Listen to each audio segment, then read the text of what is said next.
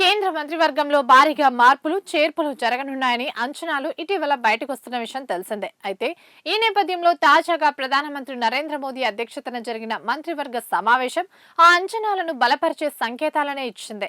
తమ శాఖల పనితీరును వివరించే నివేదికలను వెంట తీసుకెళ్లిన మంత్రులు అప్పటికే ప్రధానమంత్రి కార్యాలయం ఆయా శాఖల వారీగా తయారు చేసిన నివేదికలను చూసి కంగుతిన్నట్టు తెలుస్తుంది. ముందుగా సమావేశాన్ని ఉద్దేశించి మోదీ మాట్లాడిన తర్వాత కేబినెట్ కార్యదర్శి మంత్రిత్వ శాఖల వారీగా మంత్రులు వారి కార్యదర్శుల పనితీరును వివరించినట్టు తెలుస్తోంది. ఈ నేపథ్యంలో ఆయా మంత్రులు కార్యదర్శులు తమ బాధ్యతల నిర్వహణలో తీసుకున్న చర్యలు, లక్ష్యాలను సాధించడంలో వైఫల్యాలు, సరిదిద్దుకోవాల్సిన అంశాల గురించి మోదీ సమగ్రంగా సమీక్షించారు. వివిధ ప్రభుత్వ పథకాల అమలు తీరుపై అసంతృప్తి వ్యక్తం చేసిన ప్రధాని మంత్రులకు కార్యదర్శులకు గట్టిగానే క్లాస్ తీసుకున్నట్టు తెలుస్తోంది. దీంతో అందరిలోనూ టెన్షన్ మొదలైంది. తమలో ఎవరిని తప్పిస్తారు, కొనసాగిస్తే ఇప్పుడున్న శాఖల్లోనేనా లేకపోతే వేరేదైనా శాఖకు మారుస్తారా అన్న ఆందోళన మంత్రుల్లో కనపడుతుందని విశ్వసనీయ వర్గాలు అంటున్నాయి.